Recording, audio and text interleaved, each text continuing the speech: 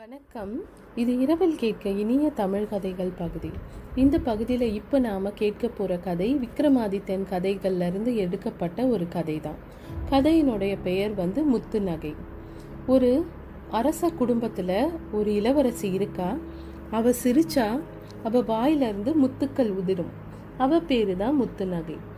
அந்த முத்துக்களை அந்த அரச குடும்பம் கருவூலத்தில் மூட்டை மூட்டையாக சேமிக்கிறாங்க. அந்த குழந்தை பிறந்ததுல இருந்தே அவள் சிரிச்சா அவள் வாயிலிருந்து முத்து உதிரும்.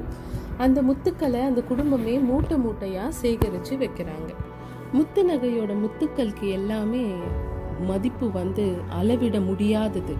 அவ சிரிச்சா உதிர்ற முத்துக்களோட மதிப்பு இந்த உலகத்திலேயே அளவிட முடியாதது. அதனால எல்லா நாட்டு மன்னர்களும் அந்த முத்தை வாங்கறதுக்காக இந்த ஊருக்கு வருவாங்க.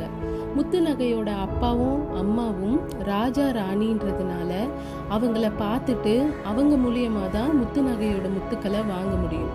இவ்வளவு விலை மதிப்பில்லாத பொருட்களை, அதுவும் அதிசயமான பெண் அவ முத்து நகை. அவ சிரிச்சாலே முத்து கொட்டும். அந்த மாதிரி ஒன்று பொண்ணு இருக்க ஊர் எப்படி இருக்கும்? ரொம்ப செழுமையான ஊர். அந்த நாடே செழிப்பா இருந்தது முத்து நகையால. அவ முத்தை விற்கிற, அதாவது அவ சிரிச்சா உதிர்ற முத்தை விற்கிற பணத்தை எல்லாமே நாட்டு நலனுக்காக அரசரும் அரசியும் செலவழிச்சாங்க. அதனால ஊர் மக்கள் எல்லார்கிட்டையுமே முத்து நகைக்கு ஒரு பெரிய மதிப்பும் மரியாதையும் இருந்தது. அவளை ஒரு அதிசயமா பார்க்கறதுக்கு பதில் அந்த நாடே அவளை ஒரு தேவதையா பார்த்தது. இப்படி எல்லாரோட வாழ்க்கையும் சந்தோஷமா போயிட்டு இருந்த நேரம் அது. அந்த நேரத்துல ஊருக்கு வெளியே வாழ்ற ஒரு மந்திரவாதி முத்து நகையை பத்தி கேள்விப்படுறாரு. மந்திரவாதிக்கு நிறைய மந்திர சக்திகளை கையில வச்சிருந்தாலும் அவரால் ரொம்ப செல்வாக்கோட வாழ முடியல. முத்து நகை மூலயமா நம்ம பெரிய செல்வந்தரா ஆயிடலான்னு சொல்லி அந்த மந்திரவாதி என்ன பண்றாரு, முத்து நகையோட ஊருக்கு போறாரு.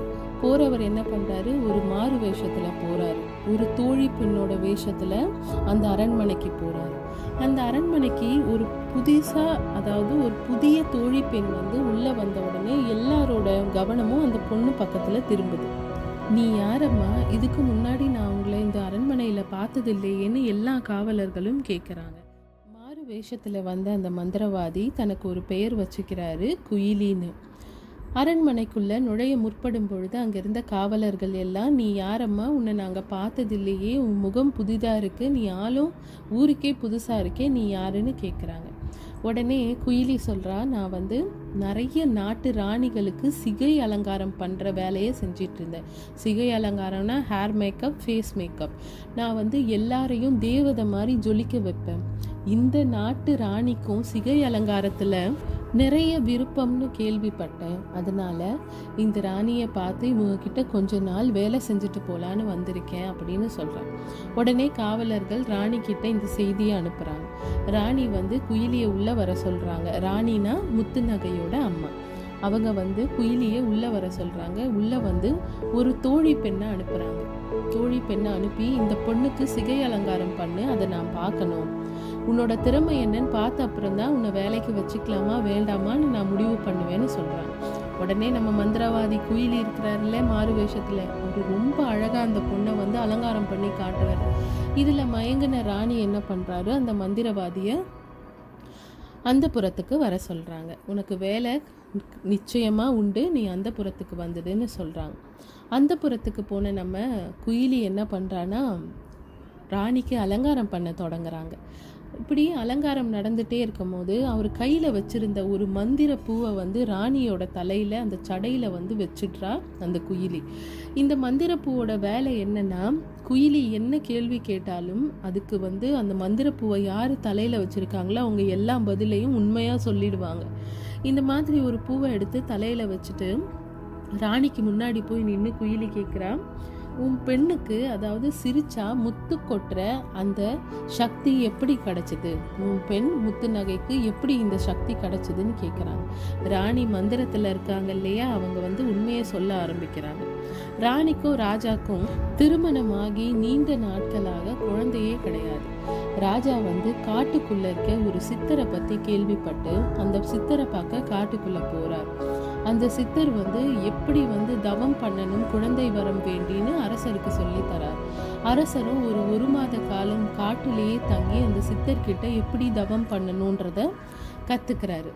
அரசரும் கடுமையாக தவம் பண்ணுறாரு. அந்த தவத்துக்கான வரத்தையும் வாங்குறாரு. ஆனால் அந்த வரம் குழந்தை வடிவத்தில் இல்லை, ஒரு ஒளி வடிவத்தில் இருக்குது. அந்த ஒளியை குழந்தையாக மாற்றுற ஒரு வழிமுறையை சித்தர் வந்து அரசருக்கு சொல்லி கொடுக்குறாரு. அது என்ன வழிமுறைனா, ஆழ்கடலில் இருக்க முத்து சிப்பி வந்து மழை துளிக்காக கடல் மேலே வந்து மிதக்கும். அப்படி மிதக்கும் பொழுது தேவதை சிப்பின்னு ஒன்று இருக்கும். அந்த தேவதை சிப்பி தங்க நிறத்தில் இருக்கும். எல்லா முத்து சிப்பியும் வெள்ளையாக இருக்கும், அப்படி இல்லைன்னா சாம்பல் நிறத்தில் இருக்கும். ஆனால் அந்த தேவதை சிப்பி மட்டும் தங்க வண்ணத்தில் இருக்கும். அந்த சிப்பி குறிப்பிட்ட நாளில் மட்டும்தான் ஆழ்கடல்ல இருந்து மேலே வரும். அந்த சிப்பி தன்னுடைய உடலை திறந்து மழை துளிக்காக காத்திருக்கும். ஒரே ஒரு துளி அந்த சிப்பில பட்டதும் சிப்பி தன்னை மூடிக்கிட்டு அந்த ஆழ்கடலுக்குள்ள மூழ்கிறதுக்குள்ள அந்த தேவதை சிப்பியை நீங்க கொண்டு வந்துடணும்னு சொல்றார். நம்ம அரசரும் படகுல அந்த ஆழ்கடல் பகுதிக்கு போய் ஒரு ரொம்ப மணி நேரமா காத்திருக்காரு. இரவு வருது, நள்ளிரவு வருது, நடு இரவு வருது. அந்த நேரத்துல வானம் வந்து மெதுவா வந்து திரள ஆரம்பிக்குது, கருமேகங்கள் கூட ஆரம்பிக்குது. அந்த நேரத்துல எல்லா சிப்பிகளும் கடல் ஆழத்துல இருந்து மெதுவா மேலே வர ஆரம்பிக்குது. அரசர் வந்து தண்ணிக்குள்ள முழுகி அசையாம ஒரு இடத்துல அமைதியா எல்லாத்தையும் வேடிக்கை பார்த்துட்டு இருக்காரு. அந்த சித்தர் சொன்ன மாதிரி அந்த தங்க நிறத்துல இருக்க தேவதை சிற்பி மேல் நோக்கி வருது. மழை துளி தேவதை சிற்பியோட உடல்ல விழுந்த உடனே அந்த சிற்பி என்ன பண்ணுது, தன்னோட உடலை அழகா மூடிக்கிட்டு மூழ்க ஆரம்பிக்கும் போது வேகமா நீச்சல் அடிச்சுட்டு போன அரசர் அந்த தேவதை சிற்பியை கையில எடுத்துக்கிறார். அதை மூழ்க விடாம முழு முயற்சி எடுத்து அதை படகுக்கு கொண்டு வந்து அந்த சிப்பியை சித்தர்கிட்டையும் கொண்டு வந்து சேர்த்துடுறாரு. சித்தர் என்ன பண்றாரு, இந்த அரசர் வந்து தவத்து மூலியமா வாங்கின அந்த ஒளியை அந்த சிப்பிக்குள்ள அடைக்கிறாரு. அந்த சிப்பிக்குள்ள இருக்க மழை நீரும் அந்த தவத்தினால கிடைச்ச சக்தியும் ஒன்னா சேர்ந்துதான் முத்து நகை உருவானா. முத்து நகை அந்த தேவதை சிப்பிய அமைதியா ஒரு இடத்துல வச்சிடுறாரு சித்தர். காலை 4 மணி வரைக்கும் நீ வெயிட் பண்ணி தான் ஆகணும். நீ காத்து இருந்த அப்புறம் உனக்கு ஒரு அதிசயம் நடக்கும்னு சொல்லிட்டு அங்கிருந்து போயிடுறாரு. அந்த சிப்பி பக்கத்திலேயே அமைதியா உட்காந்து வெயிட் பண்றாரு அரசர். சித்தர் சொன்ன மாதிரியே விடியற் காலையில அந்த சிப்பி கொஞ்சம் கொஞ்சமா திறக்குது. அந்த உடலை முழுசா திறந்த உடனே அதுக்குள்ள ஒரு பெண் குழந்தை தேவதை மாதிரி இருக்கு. ஒரு முத்தே குழந்தையா பிறந்த மாதிரி அவ்வளோ அழகா இருக்கு. அரசருக்கு தன்னோட சந்தோஷத்தை அடக்கிக்கவே முடியல. அந்த குழந்தைய போய் முழு பாசத்தோட அன்போட கொஞ்ச ஆரம்பிக்கிறார். அந்த கொஞ்சின உடனே அந்த அரசரை பார்த்த உடனே சிரிச்ச உடனே அந்த குழந்தை வாயிலிருந்து முத்துக்கள் உதிருது. ஏன்னா அரசரோட சக்தியும் முத்தோட உடல்ல இருந்து, அந்த முத்து சிப்பியோட உடல்ல இருந்து பிறந்ததுனால அவர் சிரிச்சாலே அவரோட வாயில முத்து கொட்டுது. இதை பார்த்ததும் அரசருக்கு ரொம்ப சந்தோஷம் ஆயிடுது. அந்த இடத்துக்கு சித்தரும் வராரு. நீ நினைச்ச மாதிரியே உனக்கு அழகான குழந்தை வந்தாச்சு, உன்னோட சக்தியே உன் குழந்தையா வந்தாச்சு. அது மட்டும் இல்லை, சிப்பியில இருந்து பிறந்ததுனால இவ முத்துக்கள் சம்பந்தமா தான் இருப்பான்னு நான் நினைச்சேன். ஆனா இவ சிரிச்சாலே முத்து கொட்டுதுன்றது பெரிய அதிசயம். இந்த முத்துக்கு வந்து விலை மதிப்பே கிடையாது. ஏன்னா இவ வந்து தேவதை சிற்பியோட உடம்புல இருந்து வந்தவ அப்படின்னு சொல்லிட்டு நல்ல ஆசீர்வாதங்களை கொடுத்துட்டு சித்தர் என்ன பண்றாரு, முத்து நகைன்னு அந்த குழந்தைக்கு பேரும் வச்சுட்டு அந்த குழந்தைய தூக்கி அரசர்கிட்ட கொடுத்துட்டு அவரு உள்ள போயிடுறாரு. அரசரும் ராஜ பரிவர்த்தனையோட அந்த குழந்தைய அரண்மனைக்கு கொண்டு வராரு. இந்த கதை எல்லாத்தையும் மாறு வேஷத்தில் இருக்க மந்திரவாதி ராணி மூலயமா தெரிஞ்சுக்கிறாரு. இதெல்லாம் தெரிஞ்சுக்கிட்ட மந்திரவாதி என்ன பண்ணுறாரு, அந்த அரண்மனையோட நடு கூடத்தில் பெரிய பெரிய விறகுகளை வச்சு தீ மூட்டுறாரு. இதை பார்த்ததும் அங்கேருந்து அரண்மனை காவலர்கள் எல்லாரும் வந்து குயிலி தான் வந்து மாறு வேஷத்தில் இருக்க மந்திரவாதி இல்லையா, குயிலியை அதட்டுறாங்க. இப்படியெல்லாம் பண்ணக்கூடாது, அரண்மனையில் வந்து இதுக்கெல்லாம் வந்து அனுமதி கிடையாதுன்னு சொல்கிறாங்க. ஆனால் ஒன்றுமே சொல்லாமல் குயிலி அந்த விறகுக்கெல்லாம் தீ மூட்டி தான் கையில் இருக்க ஒரு மந்திர பொடியை எடுத்து அந்த தீயில போடுறா. அந்த அரண்மனையில் இருக்க எல்லாரும் அந்த புகையை சுவாசித்த உடனே கல்லா மாறிடுறாங்க. அந்த அரண்மனையில் இருக்கிற மக்கள் மட்டும் இல்லை, வெளியே இருக்க மக்களும் எல்லாருமே கல்லாவே மாறிடுறாங்க. மீதி இருக்க மக்களும் ஏதோ தப்பாக நடக்குதுன்னு ஊரை விட்டு ஓடி போயிடுறாங்க. இதனால அந்த அரண்மனைக்கோ அந்த ஊருக்கோ யாருமே வர்றதில்லை. இந்த மந்திரவாதி என்ன பண்ணுறாரு, முத்து நகையோட அறைக்கு போய் முத்து நகையை மட்டும் தூக்கிட்டு வந்து அந்த முத்து நகையோட அந்த கல்லா இருக்க உருவத்தை மனுஷியாக மாற்றி அவளோட தலையை வெட்டி ஒரு இடத்துல வச்சிடுறாரு. முத்து நகைக்கு தலையை வெட்டுறதுனால வலிக்காது, ஏன்னா அவர் சில மந்திரங்களை சொல்லி தான் வெட்டுறாரு. முத்து நகையோட உடலை முத்து நகை பார்க்காத மாதிரி தலையை திருப்பி வச்சுட்டு போயிடுறாரு. முத்து நகையோட உடல்லையும் உயிர் இருக்குது, அவளோட தலையிலையும் உயிர் இருக்குது. முத்து நகைக்கு எல்லாமே புரியுது. அவள் சிலையாக மாறினதுலேருந்து அரண்மனையில் இருக்க எல்லாரும் சிலையாயிட்டாங்கன்னு எல்லா விஷயமும் முத்து நகைக்கு தெரிய வருது. இதை தெரிஞ்சதும் முத்து நகை எங்கே சிரிப்பா, நம்ம வாழ்க்கையே இப்படி மந்திரவாதி கையில் ஒரு நொடியில் மாட்டிக்கிச்சேன்னு சொல்லிட்டு முத்து நகை சிரிக்கிறதையே விட்டுடுறா. இந்த மந்திரவாதி என்ன பண்ணுறாரு, அரண்மனை கருவூலத்தில் இருக்க எல்லா பொருட்களையும் திருடி கொண்டு வந்து அவரோட இடத்துல வச்சுட்டு எல்லா பொருட்களையும் மாறு வேஷத்தில் போய் எல்லா நாடுகள்லையும் விற்று நிறைய செல்வத்தை சேர்த்து வச்சிடுறாரு. இது ஒரு பக்கம் நடக்கும்போது அந்த மந்திரவாதிக்கு முத்து நகையை திருமணம் பண்ணிக்கணுன்ற ஒரு ஆசையும் இருக்குது. ஆனால் முத்து நகையை அதுக்கு அனுமதிக்கவே மாட்றா. விருப்பம் இல்லாத பெண்ணை திருமணம் பண்ணால் மந்திரவாதியோட சக்தி குறையுன்றது மந்திரவாதிக்கு நல்லாவே தெரியும். அதனால மந்திரவாதி எப்படியாவது முத்து நகை மனசை மாற்றி அவள் விருப்பத்தோட திருமணம் பண்ணணும்னு ரொம்ப நாளாக முத்து நகையை அப்படியே வச்சிருக்காரு. எப்பவும் வருவார், அவளோட முத்து நகையோட தலையை எடுத்து உடம்போட சேர்த்து ஒரு மந்திரம் சொல்லுவார். உடனே முத்து நகையோட தலையும் உடம்பும் ஒட்டிக்கும். முத்து நகை கிட்ட தன்னை திருமணம் பண்ணிக்கும்படி பேசுவார். முத்து நகை ஒத்துக்க மாட்டா, திரும்ப தலையை வெட்டி எடுத்து தனியாக வச்சுட்டு போயிடுவார். இப்படியே பல நாட்கள் நடந்துட்டு இருந்தது.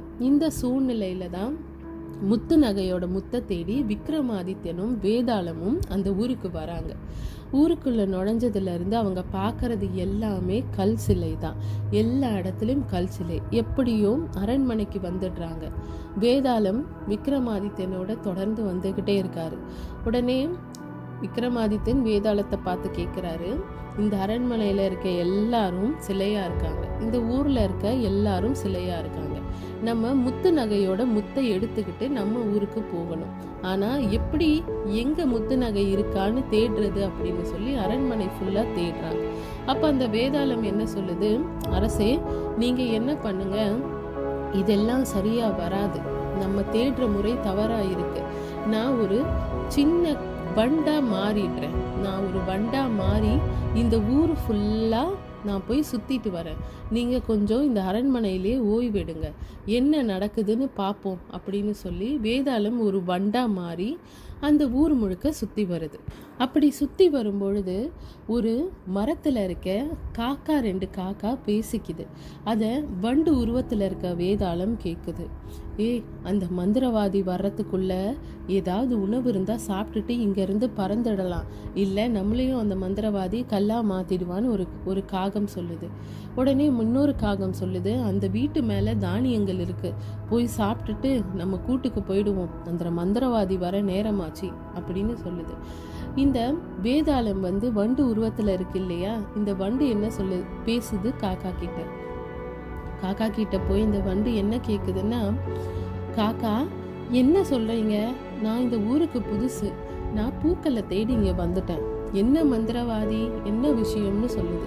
அந்த காகம் 2ம் நடந்த விஷயம் எல்லாத்தையும் அந்த வண்டு கிட்ட சொல்லுது. அந்த வண்டும் எல்லா தகவலையும் தெரிஞ்சு வச்சுக்குது. மந்திரவாதியோட இடம் என்னன்னு கூட அந்த காகத்துக்கு தெரியுது. எல்லாத்தையும் தெரிஞ்சு வச்சுக்கிட்டு வண்டு என்ன பண்ணுது, நானும் போய் ஏதாவது தேன் ஏதாவது குடிச்சிட்டு நான் போய் என்னோட இடத்துக்கு போயிடுறேன், எனக்கும் இந்த மந்திரவாதியை பற்றி கேள்விப்பட்டு பயமாக இருக்குன்னு சொல்லி காகத்தை விட்டு நகர்ந்து வந்துடுது. நகர்ந்து வந்த வண்டு வேதாளமாக மாறி விக்ரமாதித்யனை தேடி வருது. அரசே, இங்கே நடந்த விஷயம் எல்லாத்தையும் நான் தெரிஞ்சுக்கிட்டேன்னு தான் தெரிஞ்சுக்கிட்ட விஷயம் எல்லாத்தையும் விக்ரமாதித்ய மகாராஜாவுக்கு சொல்லுது. விக்ரமாதித்யனுக்கு நடந்த விஷயம் எல்லாம் புரியுது. 2 பேரும் இப்போ விக்ரமாதித்யனும் வேதாளமும் முத்து நகை இருக்க இடத்துக்கு போகிறாங்க. அந்த மந்திரவாதியோட வீடு. அங்கே போனதும் முத்து நகை உடல் வேறமும் தலை வேறுமா இருக்கா. அதுவும் முத்து நகை கண்ணை மூடிக்கிட்டு இருக்கா. இதை பார்த்ததும் உடல்ல உயிர் இருக்குன்றத விக்ரமாதித்யன் புரிஞ்சுக்கிறாரு. வேதாளத்துக்கிட்ட சொல்றாரு, நீ ஒரு வள்ளியா உருமாறி இந்த அறையிலேயே காத்திரு, அந்த மந்திரவாதி வர நேரமாச்சு அப்படின்னு சொல்லி விக்ரமாதித்ய மகாராஜா அந்த மந்திரவாதியோட வீட்டு மேல் கூரையில போய் ஒளிஞ்சுக்கிறாரு. வீட்டுக்குள்ள யார் இருக்கா? வேதாளம் வள்ளியா உருமாறி அந்த வீட்டுக்குள்ள இருக்கு. வழக்கம் போல மந்திரவாதி வராரு. மந்திரவாதி வந்த உடனே ஒரு மந்திரத்தை சொல்லி முத்து நகையோட தலையை எடுத்து உடம்போட ஒட்டுறாரு. ஒட்டுனதும் முத்து நகைக்கு உயிர் வந்துடுது. உயிர் வந்ததும் முத்து நகையை அழ ஆரம்பிக்கிறார். அழ ஆரம்பித்தோடனே அந்த மந்திரவாதி வழக்கம் போல், நீ அழுது எந்த பிரயோஜனமும் கிடையாது, நீ என்னை கல்யாணம் பண்ணிக்கிட்டா நீயும் நல்லா இருக்கலாம், நானும் நல்லா இருக்கலான்னு சொல்கிறார். முத்து நகைக்கு என்ன சொல்கிறதுனே தெரியலை. அவள் எந்த ஒரு இதையும் ரியாக்ஷனும் கொடுக்காம அழுதுகிட்டே இருக்கா. உடனே அந்த மந்திரவாதிக்கு வழக்கம் போல் வெறுப்பாயிடுது. பக்கத்தில் இருந்த ஒரு மந்திர வாளை எடுத்து முத்து நகை தலையை வெட்டி வழக்கம் போல் மந்திரத்தை சொல்லி தலையை எடுத்துகிட்டு போய் தனியாக வச்சுட்டு உடம்பை படுக்க வச்சுட்டு கிளம்பி போயிடுறார். இது எல்லாத்தையும் வள்ளி உருவத்தில் இருந்த வேதாளம் நல்லா கவனிச்சுக்குது. மந்திரவாதி வெளியே போன உடனே விக்ரமாதித்யன் உள்ளே வராரு. விக்ரமாதித்யன் வந்த உடனே வேதாளம் அங்கே நடந்த எல்லா விஷயத்தையும், மந்திரங்கள் உட்பட எல்லாத்தையும் விக்ரமாதித்ய மகாராஜாவுக்கு வேதாளம் சொல்லிடுது. விக்ரமாதித்யரும் அந்த தலையை கொண்டு வந்து முத்து நகையோட தலையை கொண்டு வந்து முத்து நகையோட உடம்புல வச்சு அதே மந்திரத்தை சொல்றாரு. முத்து நகைக்கு உயிர் வந்துடுது. உயிர் வந்தவுடன் முத்து நகை அழ ஆரம்பிக்கிறார். முத்து நகை அழுத உடனே விக்ரமாதித்யனால முத்து நகை கிட்ட பேசவே முடியல. அவ அழுதுட்டே இருக்கா. என்ன பண்றதுன்னு தெரியாம, பெண்ணே உனக்கு என்ன பிரச்சனைன்னு எனக்கு நல்லாவே தெரியும், நான் எல்லாத்தையும் கேள்விப்பட்டு தான் வந்திருக்கேன், என்னால் இயன்ற உதவியை உனக்கு செய்கிறேன், அப்படி இல்லைன்னா நான் உன்னை இங்கேருந்து பத்திரமா கூட்டிகிட்டு போயிடுறேன் அப்படின்னு சொல்கிறான். உடனே முத்து நகை வந்து நிமிந்து பார்த்து, நீங்கள் விக்ரமாதித்ய மகாராஜா தானேன்னு கேட்குறா. ஆதித்யருக்கு ஒரே ஷாக். என்ன உனக்கு தெரியுமா அப்படின்னு வந்து கேட்குறாரு. நான் ஒரு நாள் வந்து இந்த மந்திரவாதி வந்து என்னை வந்து தலை தனியாக உடம்பு தனியாக பிரித்து வச்சுருக்கும் போது நான் வந்து கண்களை மூடி என்னோட குலதெய்வத்தை வேண்டினேன். அப்படி வேண்டும் பொழுது உன்னை காப்பாற்ற கண்டிப்பாக விக்ரமாதித்யன் வருவாருன்னு என் குலதெய்வம் சொன்னது. அதை நம்பி நான் இவ்வளோ நாள் காத்துட்ருக்கேன் அப்படின்னு சொல்லுவாள். அது மட்டும் இல்லை, விக்ரமாதித்ய மகாராஜா நீங்கள் எதுக்காக இங்கே வந்தீங்க அப்படின்னும் கேட்பா முத்து நகை. உடனே விக்ரமாதித்யர் சொல்லுவார், எனக்கு உன்னோட முத்துக்கள் வேணும், உன் சிரிப்புலேருந்து உதிர்ற முத்துக்கள் வேணும், அதுக்காக தான் இவ்வளோ தூரம் நான் தேடி வந்தேன் அப்படின்னு சொல்லுவார். முத்து நகைக்கு விக்ரமாதித்யரோட சக்தி நல்லாவே தெரியும். இவரு தான் நம்மையும் நம்ம அம்மா அப்பாவையும் நம்ம ஊரையும் காப்பாற்றுவாருன்ற நம்பிக்கையில் முத்து நகை சொல்லுவா, உங்களுக்கு எவ்வளவு முத்துனாலும் நான் தரேன், ஆனால் நீங்கள் என் ஊரையும் என்னோட அப்பா அம்மாவையும் காப்பாற்றிட்டு தான் இங்கேருந்து போகணும், இந்த மந்திரவாதியும் அழிச்சிட்டு தான் போகணும்னு கேட்குறா. விக்ரமாதித்யனுக்கும் வேதாளத்துக்கும் ஒன்றும் புரியலை. அவங்க வந்தது முத்து எடுத்துகிட்டு போக தான், முத்து நகையை காப்பாற்றினா போதும்னு நினச்சாங்க. ஆனால் முத்து நகை இந்த மாதிரி கோரிக்கை வைக்கிறதும் நியாயமான கோரிக்கை தானே. அதனால் விக்ரமாதித்ய மகாராஜா கொஞ்ச நேரம் யோசிச்சுட்டு வேதாளத்தை பார்த்து, இந்த உதவியை நம்ம முத்து நகைக்கு செஞ்சுட்டு போகலாம் அப்படின்னு சொல்கிறாரு. வேதாளமும் அதுக்கு தயாராகிடுது. வேதாளமும் விக்ரமாதித்யனும் ஒரு திட்டத்தை முத்து நகைக்கு சொல்லி தராங்க. அந்த திட்டத்துப்படி எல்லாத்தையும் சரியாக செஞ்சால் நம்ம வந்து இந்த மந்திரவாதியை அழித்து உங்கள் ஊரையும் உங்கள் அப்பா அம்மாவையும் காப்பாற்றலான்னு சொல்கிறாங்க. முத்து நகையும் அதுக்கு தயாராக இருக்கா. வழக்கம் போல் அந்த மந்திரவாளை எடுத்து அந்த மந்திரவாதி பண்ணுற மாதிரியே விக்ரமாதித்ய மகாராஜா முத்து நகையோட தலையை வெட்டி தனியாக எடுத்து பத்திரமா வச்சிடுறாரு. மந்திரவாதி வர சத்தம் கேட்குது. விக்ரமாதித்ய மகாராஜா ஜன்னல் வழியாக மேலே போயிடுறாரு. வழக்கம் போல் வேதாளம் வள்ளி உருவத்தில் ஒரு திரைக்கு பின்னாடி ஒளிஞ்சு இருக்கு. மந்திரவாதி வராரு. வழக்கம் போல் அந்த தலையை எடுத்து முத்து நகையோட தலையை எடுத்து அவளோட உடம்புல சேர்த்து வச்சு மந்திரத்தை சொல்கிறாரு. அவளுக்கு உயிர் வந்துடுது. உயிர் வந்த உடனே திரும்பவும் என்னை திருமணம் பண்ணிக்கும்படி கேட்குறாரு. இந்த வாட்டி முத்து நகை மந்திரவாதியை பார்த்து அன்பாக சிரிக்கிறார். சிரித்த உடனே முத்து நகை வாயிலிருந்து முத்து கொட்டுது. அதை ரொம்ப ஆசையாக மந்திரவாதி எடுத்து வச்சுக்கிட்டு முத்து நகை கிட்ட கேட்குறாரு, என்ன உன்னோட மாறுதல் இன்னைக்கு ரொம்ப அதிகமாக இருக்கே அப்படின்னு கேட்கும்பொழுது முத்து நகை சொல்கிறா, இல்லை நான் யோசித்து பார்த்தேன், எத்தனை எத்தனை நாள் தான் நான் தலை வேற முண்டம் வேறையாக வாழ்கிறது? அது மட்டும் இல்லை, இந்த வாழ்க்கையினால் உனக்கும் பிரயோஜனம் இல்லை, எனக்கும் பிரயோஜனம் இல்லை. நான் உன்னை கல்யாணம் பண்ணிக்கிறேன், ஆனால் என் கல்யாணம் எப்படி நடக்கணும்னு எனக்கு ஒரு ஆசை இருக்குது. எங்கள் அம்மா அப்பா வந்து ஆசீர்வாதம் பண்ண இந்த ஊர் மக்கள், இந்த கிராம மக்கள் எல்லார் முன்னாடியும் என் திருமணம் நடக்கணும்னு நான் சின்ன வயசுலேருந்தே ஆசையாக இருந்தேன். இப்படி நீ யாரும் இல்லாமல் என்னை கல்யாணம் பண்ணிக்கிறது தான் எனக்கு வருத்தமாக இருக்குதுன்னு சொல்கிறா. உடனே மந்திரவாதிக்கு ரொம்ப சந்தோஷமாயிடுது. கல்யாணத்துக்கு சம்மதிச்சிட்டல, எனக்கு அது போதும், ஆனால் நீ சொல்கிற கோரிக்கையை என்னால் நிறைவேற்றி வைக்க முடியாது அப்படின்னு சொல்கிறாரு. ஏன் அப்படின்னு கேட்குறா முத்துநகை. என்னோட மந்திர சக்திக்கெல்லாம் வந்து ஒரு வழி பாதை தான் இருக்குது. அதாவது நான் மந்திரம் வந்து நான் போட்டேன்னா அது என்னால் அந்த மந்திரத்தை கலைக்க முடியாது. என்னைக்கு நான் இறந்து போகிறேனோ அன்னைக்கு தான் நான் செஞ்ச மந்திரங்கள் எல்லாம் பலிக்காமல் போகும் அப்படின்னு சொல்கிறேன். இதை கேட்டதும் முத்துநகைக்கு ஆச்சரியமாயிடுது. அப்போ நீங்கள் இறந்து போயிட்டீங்கன்னா நீங்கள் போட்ட மந்திரங்கள் எல்லாமே சரியாயிடுமா? எல்லாரும் மனுஷனாக மாறிடுவாங்களான்னு கேட்குறேன். முத்துநகையை பார்த்து மந்திரவாதி சிரிக்கிறாரு. அது ஒன்றும் அவ்வளோ சுலபமான விஷயம் கிடையாது. என் உடம்ப 8 பாகமாக வெட்டி பூமியில் என் உடம்பு விடுறதுக்கு முன்னாடியே என் உடம்பை எரித்து சாம்பலாக்கிடணும். ஒரு பாகம் பூமியில் விழுந்தா கூட நான் திரும்ப மனிதனா முழு சக்தியோட எழுந்து வந்துடுவேன் அப்படின்றார். இது எல்லாத்தையும் வேதாளம் தெளிவாக கேட்டுட்ருக்கு. சொல்லிட்டு, சரி நீங்கள் திருமண ஏற்பாடுகளை பண்ணுங்க, உடனே பண்ணுறேன் அப்படின்றாரு மந்திரவாதி. முத்துநகை சொல்கிறா, இல்லை இன்னையிலேருந்து 3வது நாள் தான் பௌர்ணமி, அன்னைக்கு நான் உங்களை திருமணம் பண்ணிக்கிறேன், நீங்கள் போய் திருமண ஏற்பாடுகளை பண்ணுங்கள், வழக்கம் போல் என் தலையை வெட்டி வச்சுடுங்க அப்படின்னு சொல்கிறான். முத்துநகையோட இந்த மாறுதல் வந்து மந்திரவாதிக்கு ரொம்ப சந்தோஷமாயிடுது. முத்துநகையை சிரிக்க சிரிக்க அவர்கிட்ட பேசும்போது அவள் வாயிலேருந்து முத்துக்களாக உதிர்ந்து கிடக்கு. அந்த கட்டில் மேலே ஃபுல்லாகவே முத்துக்களாக உதிர்ந்து கிடக்கு. உடனே இன்னும் சந்தோஷமாயிட்டது மந்திரவாதிக்கு.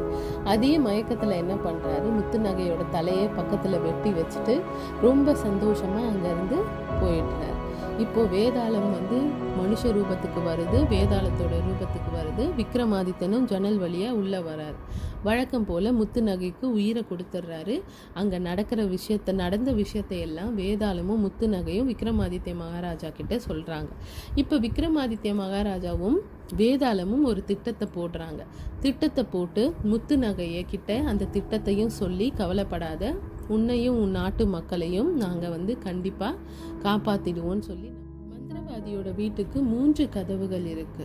முதல் கதவு பின்னாடி வேதாளம் வள்ளி உருவத்தில் இருக்கு. 3வது கதவுக்கு பின்னாடி விக்ரமாதித்தன் இருக்காரு. மந்திரவாதி என்ன பண்றாரு, முதல் கதவை தாண்டி 2வது கதவு கிட்ட வந்ததும் வேதாளம் தன்னோட உருவத்துக்கு வந்து அந்த கதவை வேகமா தட்டுது.